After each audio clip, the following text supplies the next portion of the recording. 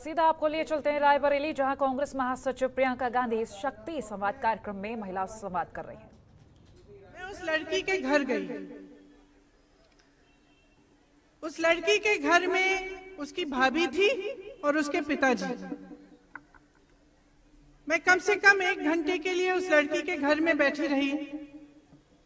पिताजी कुछ नहीं बोले, चुप थे।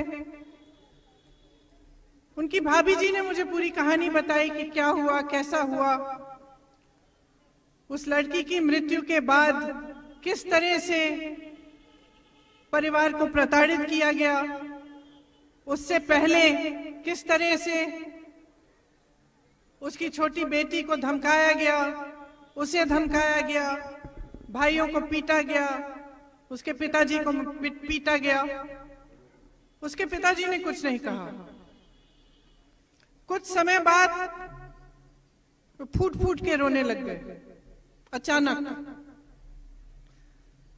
और फिर उन्होंने मुझे कहा कि बेटी, मेरी बेटी मेरे बेटों से भी बढ़कर थी। मेरी बेटी के साथ जो भी हुआ वो घबराई नहीं, वो लड़ी। सुबह उठकर मुझे कहती थी कि पापा तुम मेरे साथ मत आओ, मैं अकेली जाऊंगी। अकेली ट्रेन में रायबरेली आती थी अपने मुकदमे को लड़ने के लिए, क्योंकि उन्नाव में उसका एफआईआर दर्ज भी नहीं हुआ था। उसके बाद कई ऐसे हादसे हुए। हाथरस में एक लड़की का बलात्कार किया गया, आपने कहा।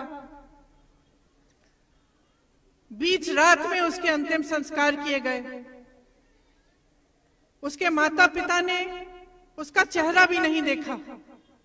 पुलिस प्रशासन ने उनको उसका चेहरा भी नहीं देखने दिया। कुछ समय पहले मैं ललितपुर गई। ललितपुर में 2 किसानों ने आत्महत्या की।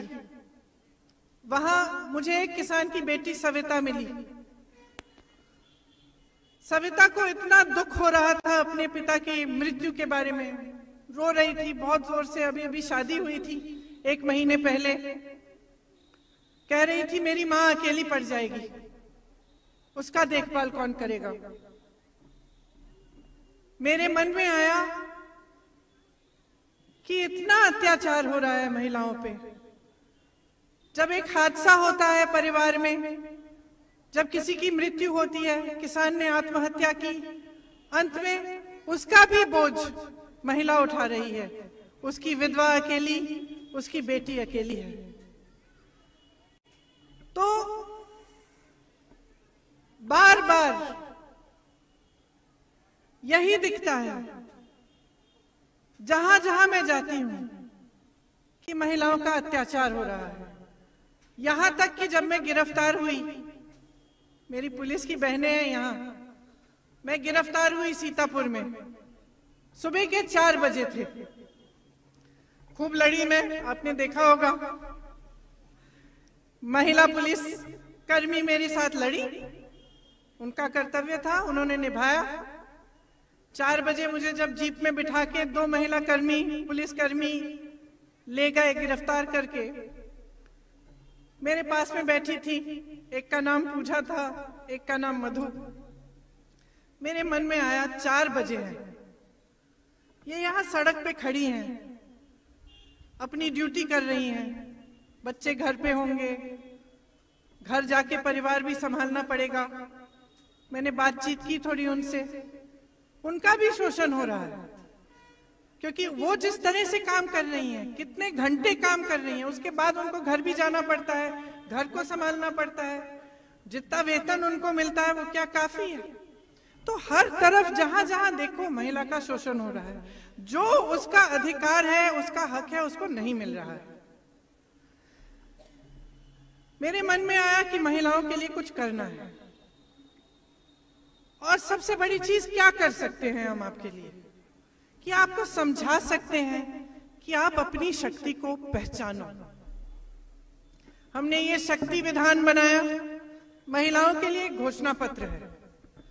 इसमें तमाम घोषणाएं हैं जो हम आपके लिए हम कार्यक्रम करना चाहते हैं, जो चीजें हम आपको सशक्त करने के लिए करना चाहते हैं। अब देखिए, परिवर्तन लाना है तो हम सबको एकजुट होकर लाना पड़ेगा। हमें समझना पड़ेगा कि हम इस देश की आधी आबादी हैं। इसका क्या मतलब है?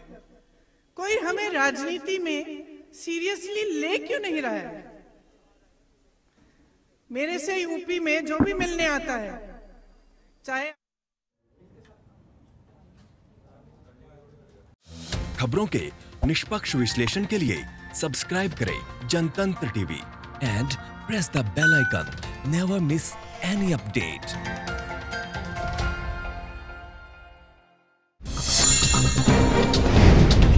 डाउनलोड कीजिए जनतंत्र टीवी ऐप को, जो कि अवेलेबल है गूगल प्ले और ऐप स्टोर पर। अधिक जानकारी के लिए अभी डाउनलोड करें।